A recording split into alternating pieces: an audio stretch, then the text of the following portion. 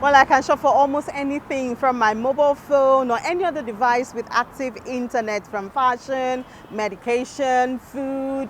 It's all here, just, from my hand here. And that's the new norm for a whole lot of people as we all embrace measures to curb the spread of COVID-19. Doesn't mean that shops like the ones behind me will soon become not so useful. Well, time will tell. But the Nigerian Communications Commission has said that as of November 2019, there were just about 124 million active internet subscription by technology.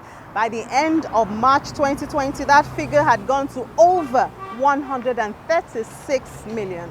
Now, what's the implication of this heavy online presence for not just socials now, but also for businesses? What are the dangers? What are the do's? What are the don'ts? That's what we're discussing on this episode of Special Reports. You're welcome. I'm Imi John Mekwa.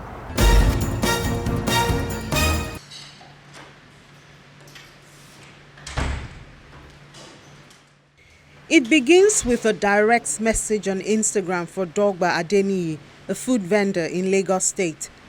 After using the same medium to publicize her work, the restriction on movement and cautiousness of Nigerians to reduce the exposure to COVID-19 has now increased interactions online. Basically, they send us either via DM on Instagram or via the Booker app. At that point, it felt like everyone didn't want to even bother to cook from home at all. So we were the ones doing everything for them. So what I say, it increased a lot because normally we could have maybe 2 orders or 3 orders in a week, but we started to do every day. People started to order for food for their spouses, for their moms, for their dads, even people outside the country who would not want their loved ones to go out to shop for food because of the pandemic. Started to call us to help them, send them food gifts, to keep them, to show them to love them, especially during this time, and also to celebrate them. For Dogba, the chain goes from a chat and social media platform to the kitchen, where she has had to employ extra hands to help out, and then to dinner tables of customers, talking about making lemonade out of lemon.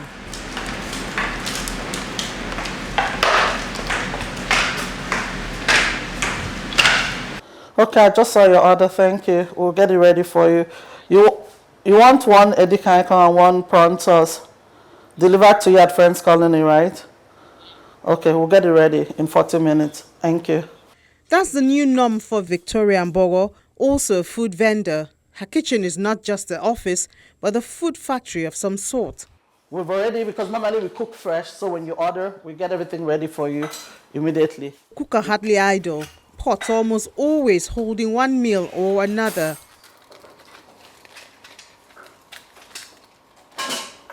This is her world, and one she says pays, although it comes with its positives and negatives. We're really delivering because we went all the way to isolation centers. We delivered pepper soup, we delivered soups to people because people ordered for them. So we got our staff fully kitted with the space mask. So I know he was terrified. The first day he went, he was so terrified. I told him, listen, you're just handing this over to the security, so they will hand it over to the patient. But we spoke with the patient. We also sent complimentary meals to people there. I just had a major setback. Why do I say I had a major setback? I bring my things from Akwa Ibom. So now it's a smuggler's thing. You have to pay through. I just paid 35,000 to bring 3 coolers. That's a cooler with fish and crayfish and this thing, dried prawns in. It was huge. That's the highest I've ever paid. I paid 35,000 for them to bring that thing from Akwa Ibom to Lagos, and then from Lagos to Joe Legba down here to Lekki. The taxi guy said he didn't work a whole day, so I had to give him 10,000 naira. So altogether 45,000. Where is that cost going to? It's going to me. I can't pass it through my customers because that's why the pricing should cover all that. So I decided I'm not going to increase my price. The price I have on my menu, it's what I've had since last year, August.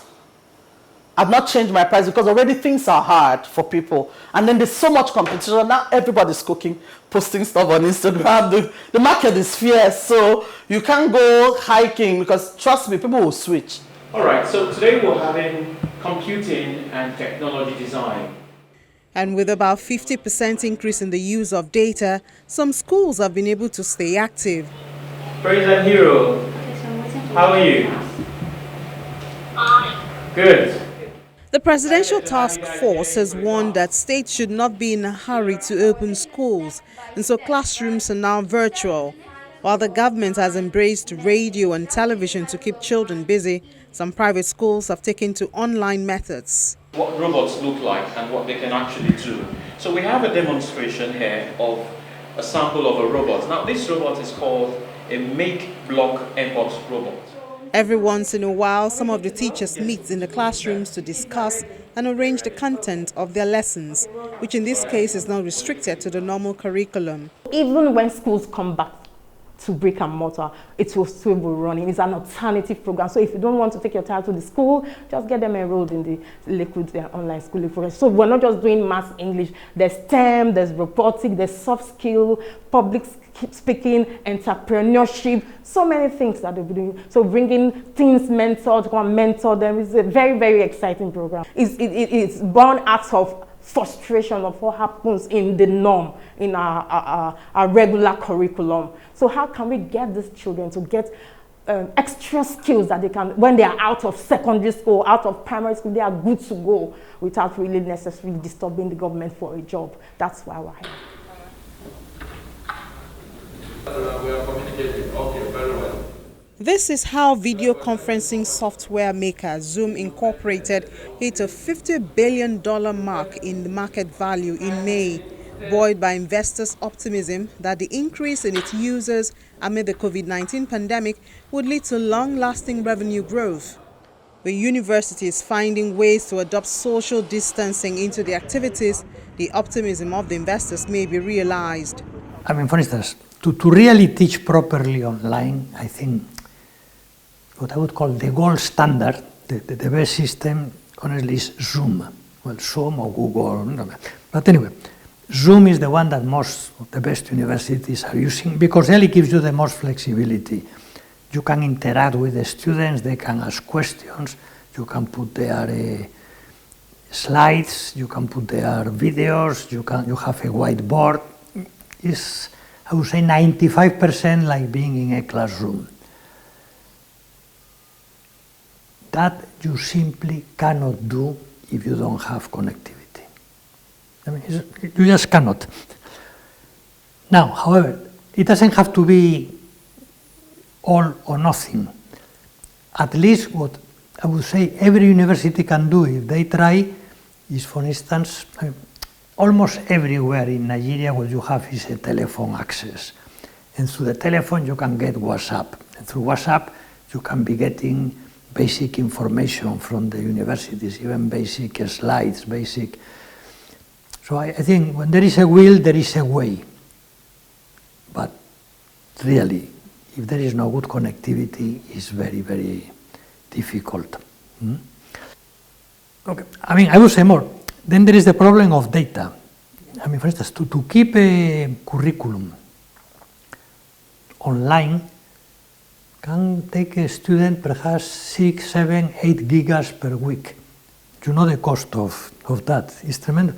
Now, for instance, in the university, what we have done is we are giving to every student 3 gigas per week. Because at the same time, we are, for instance, we are saving money from operating the generators from some things in the university. We decided to use it in helping students. We are giving 4 gigas to the people on a scholarship. But the fact is, even that, for some of them is not enough. Some of them have to buy more. So again, now, we can do that because, again, our students, most of them come from well-off families, they can do that. Let us be realistic. Many students in Nigeria cannot afford that. Honestly, I think the only solution for that is what we are doing in our own case, in our own university, because we just have a small number of students comparatively. I think the only solution is for the government to do that. whether the government could reach an agreement with the telcos to subsidize data for students. The problem is that the alternative is to waste a lot of time, because again, I think the problem is, I think many people are assuming that perhaps in 1 or 2 months this will be over. I think that is a very dangerous assumption. In spite of perceived and real challenges in embracing virtual transactions, the Nigerian Communications Commission has recorded an increase in the number of active internet subscriptions by technology, from 123.6 million in November 2019 to over 136.2 million as at March 2020. The government is encouraging more individuals and businesses to tour this path. The Commissioner for Wealth Creation and Employment in Lagos State, Mrs. Yetunde Arobieke, shares the stance of the government and effort to encourage small and medium enterprises to go virtual. If we are talking about social distancing, we must equally be seen to be involved in it in all our programs and all the things we intend doing. Like very soon now, we'll be having a lot of meetings. Call them virtual, call them not. Some may not be, especially if there are no more than 20 people. If you're having meetings of no more than 20 people, yes, we can do social distancing in which that will capture how people are seated in line with COVID-19 and social distancing principles. But the moment you have more than that, it makes a lot of sense that we have to go virtual. And that's what we're encouraging, that's what we're doing, that's what we're preaching. Even the Lagos ESCO now, we don't sit down to have ESCO. We do virtual meetings and things are moving on. On the artisans, we're still having some concerns. We have asked most of our people, like LASVEB, to come up with ways, that we can achieve this, because most of them are not that IT compliant enough for them to be able to go totally virtual. What I'm thinking of is a situation whereby we limit the numbers of people per each section that will be trained, and we equally involve them in this IT knowledge, even from, if it's not part of the concept before, we're asking them to include it in the concept right now. Because it's, the whole world is going to come to a time when everything will be virtual. So the earlier is part of what they're being taught, the better.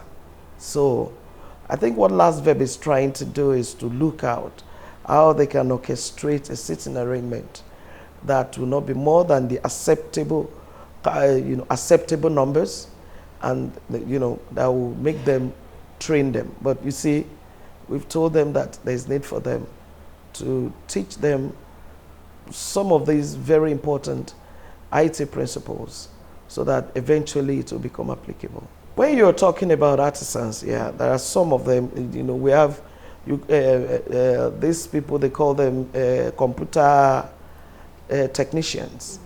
Computer this, computer that. Those ones are IT compliant. But when you're talking about bricklayer, and you're talking about carpenter, you're talking about, all those, they are equally artisans. They are professionals in their respective fields. But they don't really need to really go into IT knowledge if there is no need. But that's why we want to introduce it as one of the syllabus for teaching, so that they too will have knowledge. If it's only to go on a WhatsApp video, do you understand? It's equally part of it. Broadband penetration has also increased. It went from about 34% in September 2019 to almost 40% in March 2020. With this much activity online, it comes as no surprise that some unscrupulous persons have sought ways to take advantage of others who are yet to get used to the cyber world and its navigations. With over 40% of our population being youths, close to 10 or 15% of those youths are graduates without possible opportunities for employment. So a good number of them have developed social media communities from where they interact and, expose themselves to a lot of things. So so many of them are surviving by engaging in some serious elements of crime, and that's worrisome. So, and in cybercrime, you do not need to live in America to hit your target. You can operate from any corner of the world. So the population of people involved in cybercrime will be difficult to determine because of the mode of operation and the advantage of location. We seem to be slow in responding to the exigencies of the cyber world. While it's been fantastic, and I can say this with every sense of duty, the world will never be the same. The virtual world seems to have taken it from everybody. Now we spend more time online. We do over 70% of our businesses online. We're also going to experience a spike in cyber crimes because the conventional routes that used to feed the appetite of the criminals have changed overnight. So professionally, one would believe that specialists, people who are in the IT industry, are also beginning to explore cybersecurity options that will guarantee safe transactions, safe deals, and maximally protect clients who patronize or who patronize their services. So it's like a new world. Everybody is on the run and race for time. Everybody wants to make it there. You are trying to occupy space and dominate the space. You want to put a monopoly on your brand and let the world see that you stand the best chance to deliver on services and all that. It's a competition for the service delivery system. And we're going to see both the good, the bad, and the ugly. Figures from KPMG, a global network of professional firms, shows that there's been 80% increase in distributed denial of service attacks, which are aimed at disrupting businesses since the first quarter of 2020. 58% of respondents used in the research say that threat actors are taking advantage of the pandemic to disrupt organizations, while there are about 1.2 million registered COVID-19 themed domains, with 30% increase in impersonation activities, among other cyber threats. Protection and privacy risk. If your children are attending classes online or you're having to create online accounts, it means that you're going to provide your personal data, your name, your email address, your phone numbers. So the more of this data that you provide, then there is a risk that this data, if it's breached or compromised, your privacy is also at risk. We've also seen in the past couple of months increase in what we call COVID-19 themed domains. So these are websites that have that are sort of related to COVID-19. It's either they are giving you COVID-19 statistics, they are giving tips on COVID-19, they are giving different kinds of news on COVID-19.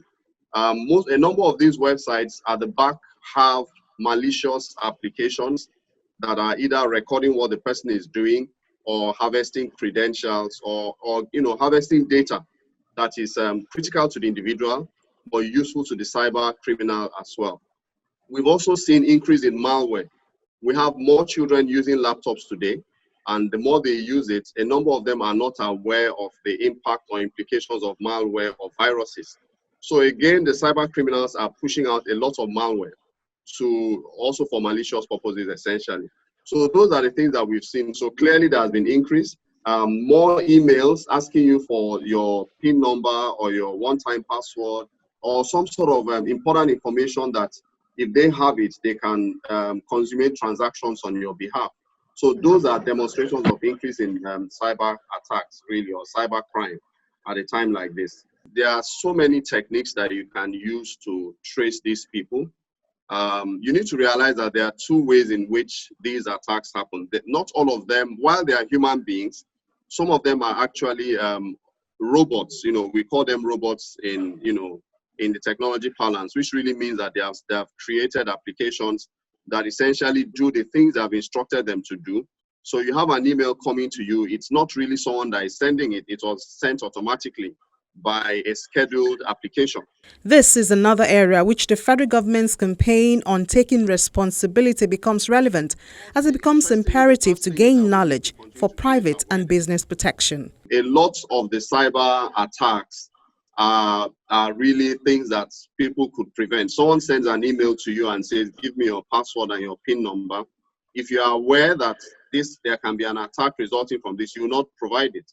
If you don't provide it, most of these people might not be able to go further in the crime that they wanted to perpetrate, against you. So awareness is critical. Raise awareness among your teams. Raise awareness among your staff, among your customers, among all your stakeholders, to say at this time that many of us are using digital channels, there is a huge and a heightened risk of cyber attacks. So awareness is critical. Awareness that there is a huge risk, awareness of what to do, some of the basic tips around ensuring you have passwords that are not simple. We talk about complex passwords. It means that your password needs to have a capital letter, a small letter, a number, a special character, just those things.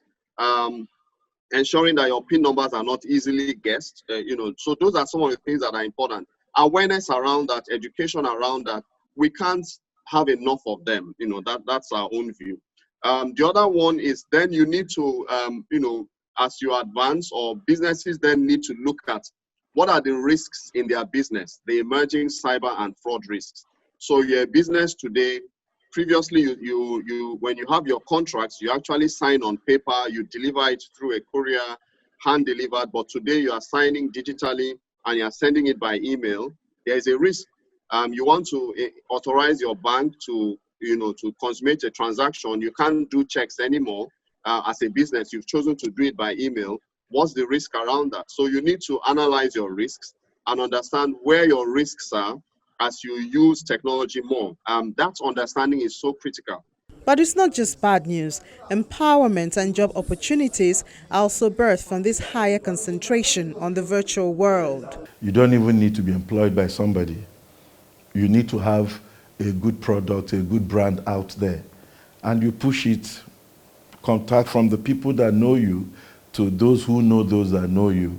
There's a big market. People can develop their skills. And there are programs on developing, on capacity building for people that wants to be involved in using, for instance, social media platforms or other internet applications to develop enterprises. And the market is there. For instance, when Zoom started, it was free. Zoom was just to provide platform for conferences. Today, the world, the presidents, governments, diplomatic missions depend on their brand to do their business. And now they're making their billions. The other thing is that I think also we should be patient. When we are evolving, it takes time to be known. And that's the phase we run into. And that's why we have a lot of challenge with cybercrime in this part of the world. People are in a hurry to arrive. And I think if we have a vision that we can drive, genuine ideas to maturity, we will not be in a haste to lose it. The dangers of cybercrime is real, and this has created the need for everyone to get enough knowledge to protect oneself and one's businesses. Well, that's it on this episode of Special Report. Thank you so much for watching. I'm Inu John Mekwa.